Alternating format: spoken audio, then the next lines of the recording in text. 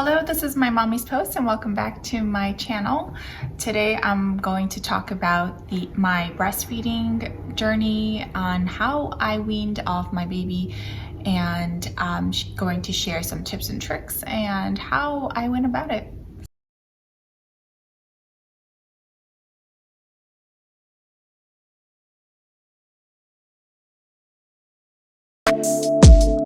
Okay, so I am going to walk you through my journey and how I was able to wean off my baby off of the breast. I'm going to share my backstory, and then I'm going to share my tips and tricks, and hopefully this will help you mamas.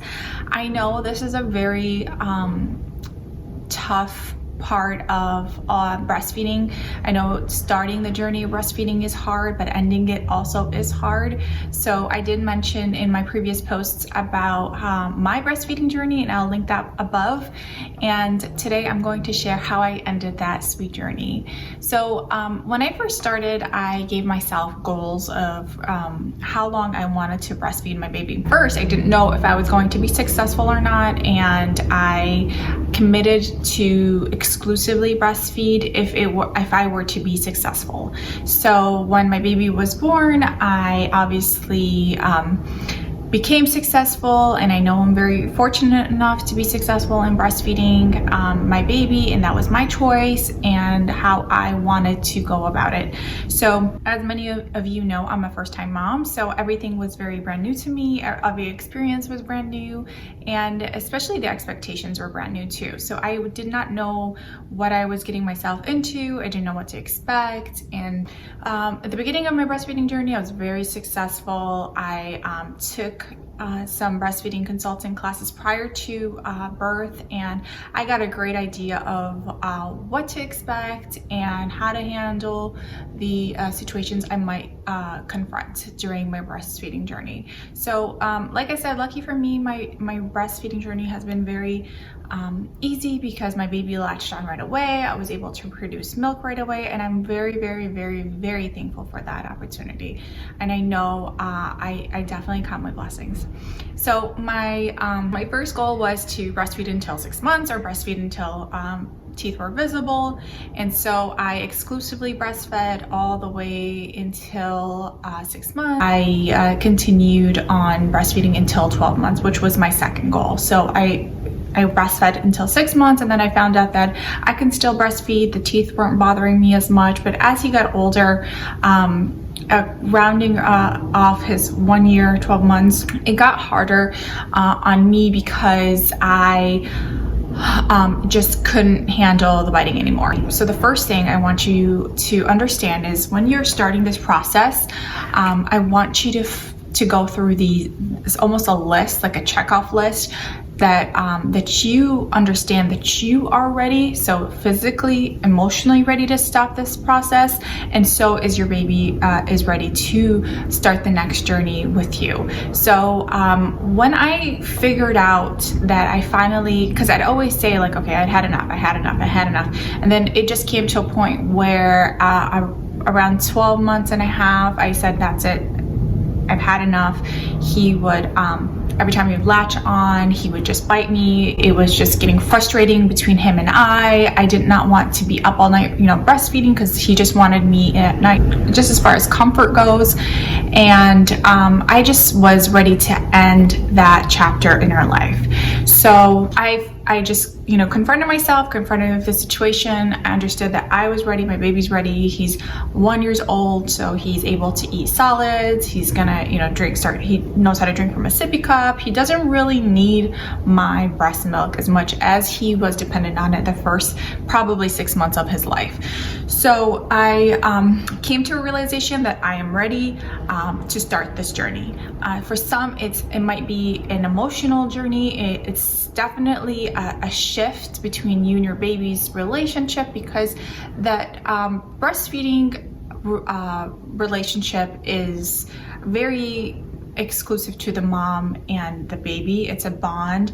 You know, it's time that you get with your baby. You know, they get to snuggle on you, they smell you, they feel you, they hear your heartbeats. It's just such an emotional tie between the mom and the baby. So when it's no longer that, and especially if you, like me, we've been doing it for 12 months or 6 months, whatever the time frame is, it's something that you are going to stop, and it's a habit that we've created, so you're going to have to stop it and start a new habit. And sometimes starting a new habits and stopping the old habits might be a little hard on some people. So I definitely thought I was going to be more emotional, but I was at a point where I was just ready to just move on to the next chapter. So that was the first thing. I realized that I assessed myself, assessed the situation, and I figured out that we were ready to start a next chapter. So then I started off, you know, doing my research and understanding how to start the weaning process.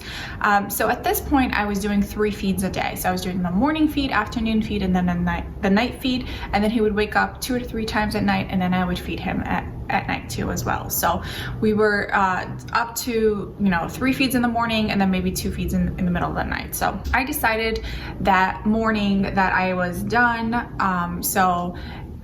So I didn't feed, so I skipped the morning and the afternoon feed, and then I went to the night feed. So that's how I started. So you gradually want to just end the weaning process. So you don't want to just cut it off right away. Although I did hear some moms just cut it off cold turkey, and that's okay, you know, just depending on how often you were feeding, because you're gonna deal with a lot of engorgement, and the engorgement is just the painful part of it. So just the weaning off slowly, so just taking off 1 feed a day or 2 feeds a day, that is the slowing process is what helps you. So it's just less painful for you. And some moms just do a cold turkey, which is fine, because they just have to deal with the engorgement and then it just goes away.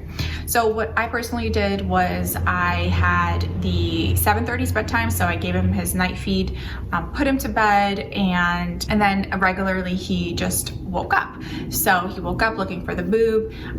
I co-sleep with him, so that's another layer to our relationship as well. So what I did when I was reading my research is that you would have to break the habit. So you either rock him to sleep, back to sleep, or you give him water, you give him milk from the sippy cup, or you sing to them or talk them through their tantrum, or get a toy that comforts them, or a blanket or whatever is comforts them too as well. So establish that as a new bedtime routine. So my first night went, I did my 7:30 feed, then he woke up around 1 o'clock and he just wanted the boob.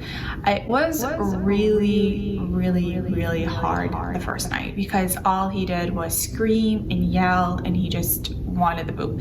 And I got up, I rocked him to sleep, and it took about 3 or 4 minutes. He fought with me. He didn't want to take no for an answer. Okay. So I just was very persistent, very patient. I kind of just reverted back to like the first months when he was born, where we would pull all-nighters because he just needed to feed or anything like that. So I just kind of set myself into that mind frame, knowing that I will not be enjoying my sleep for the next couple of days. So I woke up, rocked him to sleep, and eventually after fighting, he put himself back to sleep. He did wake up again, and then I rocked him to sleep, offered him some water, and then he went back to sleep.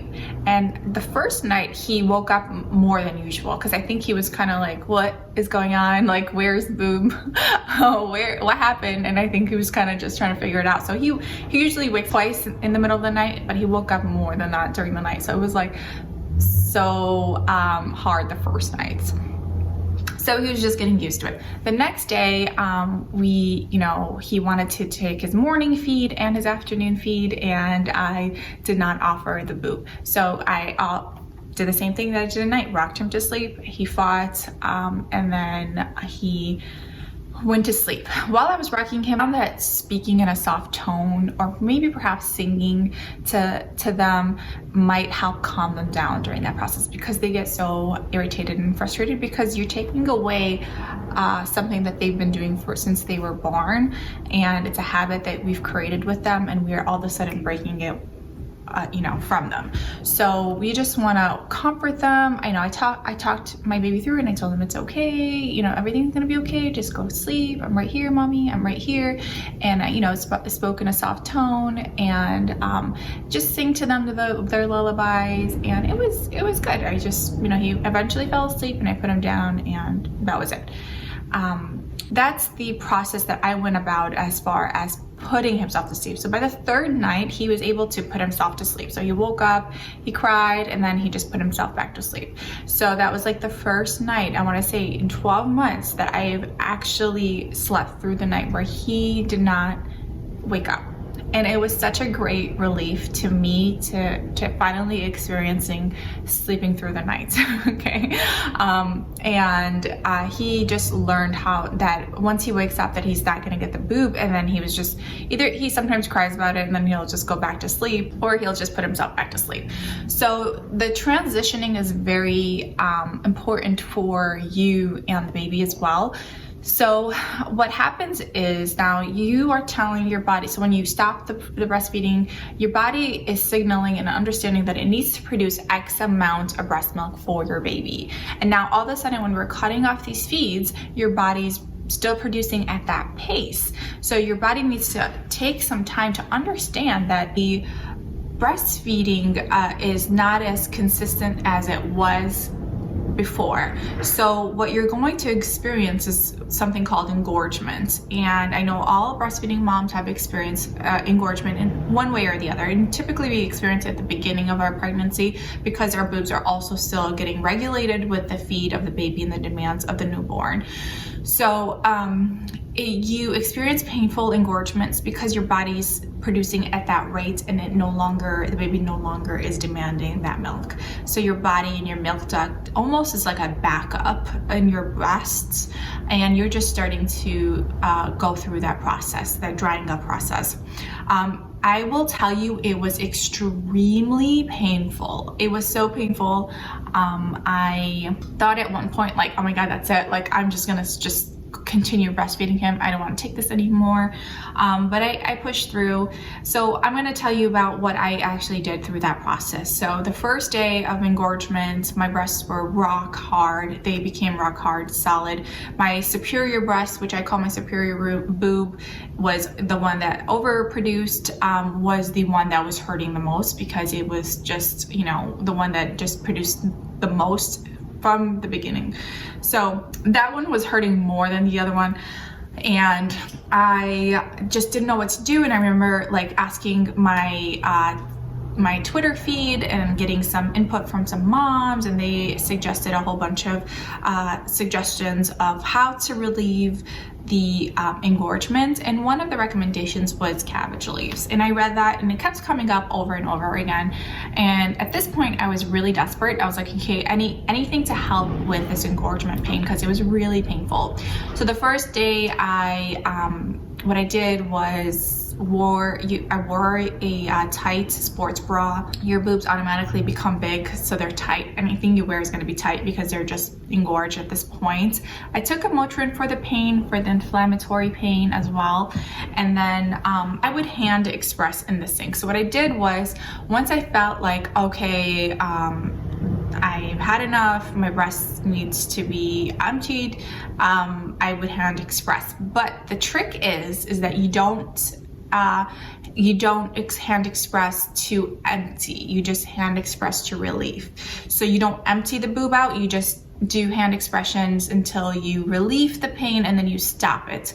Because if you empty the breast, then the your brain and your breasts are thinking like, okay, so we still need to be producing at this pace because we are emptying. And so I just kind of dealt with the pain. I didn't empty out every hour in the hour or anything like that. I just kind of waited about maybe 4 or 6 hours time frame until I hand expressed, and then I just just expressed to relieve the pain, and that was about it. Now, circling it back to the cabbage leaves, like I said, I was in so much pain that I was just down for anything. I went about cabbage, and it's just so I want to just take time to just kind of appreciate Mother Nature. It's just just by itself. So when the moms were talking about how the cabbage leaves are, you know, they help dry up the breast milk and relieve the pain in the boob, I kind of was just like, oh, whatever. But, you know, at this point I was desperate. But when I took the cabbage leaf out of the, you know, the roll that it comes in, or the ball that it comes in, once you place it on your breast, it almost like shapes your boob. And it's almost like it's meant for that reason too as well.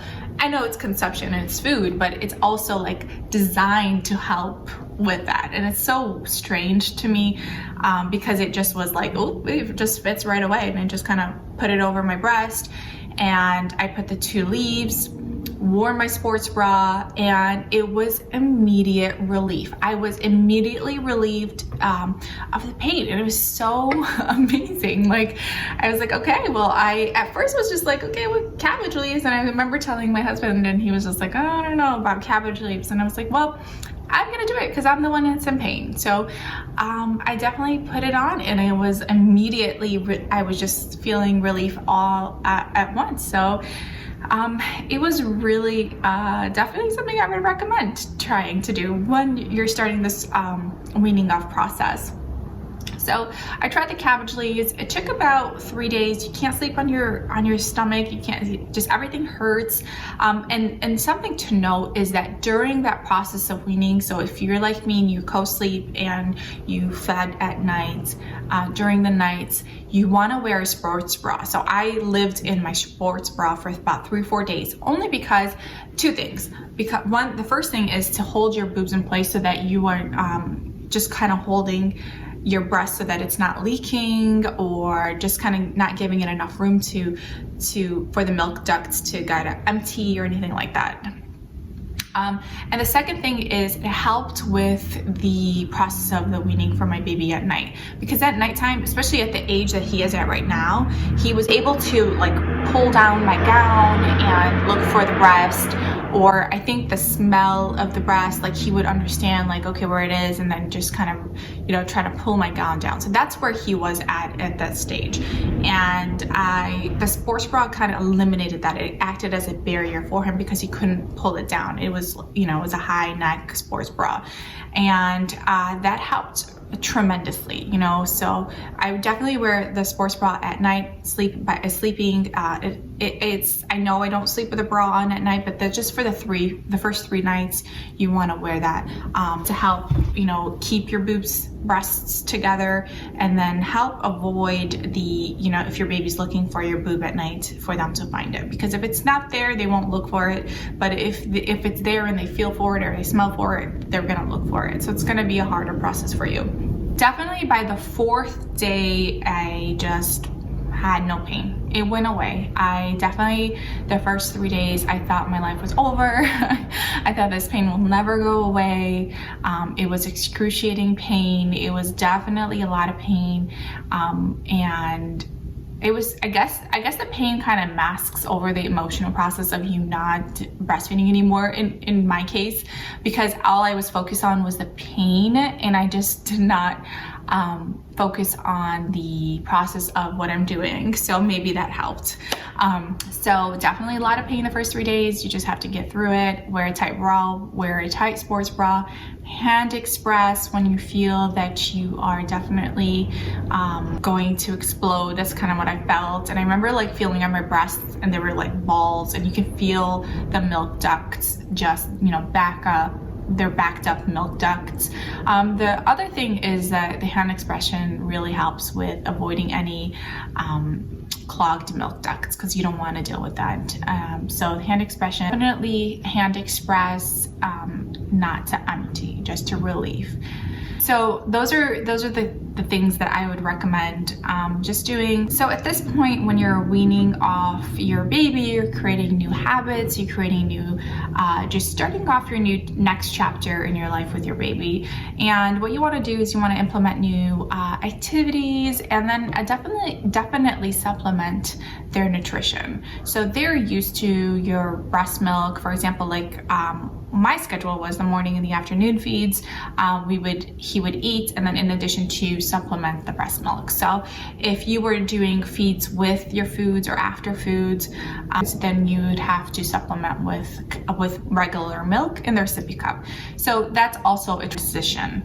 And at my baby's age, I did not want to introduce the bottle because I did not want to start that weaning process too as well. So I just went straight from boob to sippy cup and supplemented his food and his protein intake and his dairy intake in replacement of my breast milk. So just be mindful of that, because now their diet is changing and they are changing. Another thing I did notice about my baby's transition is that his bowel movements changed as well. So the first couple days, I think he did not poop for 2 days. And that was concerning because he sometimes goes either once or twice a day. And I was very concerned because I thought he was just not processing, the foods right or anything like that. And I was very worried about his health. But then I did a little research, and I did find out that is very normal. When you are doing the weaning process, there is a transition, and then their bowels are transitioning, their nutrition is changing, and everything is changing along with them. So just be mindful of that. They will change, their bowels will change, the behaviors will change. But I find it that now I am just more happier with my baby, because we're now at our next step. We get to laugh, run, he gets to eat more. We are, doing more activities at night. I am not up all night with him. He's learning how to self-soothe. And then this is a transition into, sleeping on his own and potty training. So it all goes hand in hand once you are dealing with, the first year of toddler life. And I'm really excited for that adventure for him and I. I really thought it was going to be such a hard journey for me to stop breastfeeding, especially when I did it for 12 months and I was very successful with it, and it was such a beautiful bond that we both had. But now that he's 13 months, we're 13 months postpartum, it's such a change. It's a good change. Definitely it's going to be a little bumpy at the beginning, but we're all ready for change, and change is always good. So if you are thinking about weaning off your baby, just keep these tips and tricks in mind. It definitely takes a little bit of work, but it's definitely a good progress for the both of us. And I enjoyed breastfeeding for 12 months, and I am very grateful for that opportunity. And hopefully we get to start the potty training and the the sleeping in our own bedroom process. And I know that's going to be a struggle, but it's all part of being a mother, and I really enjoy this process. So share your tips and tricks with me, and let me know how you found this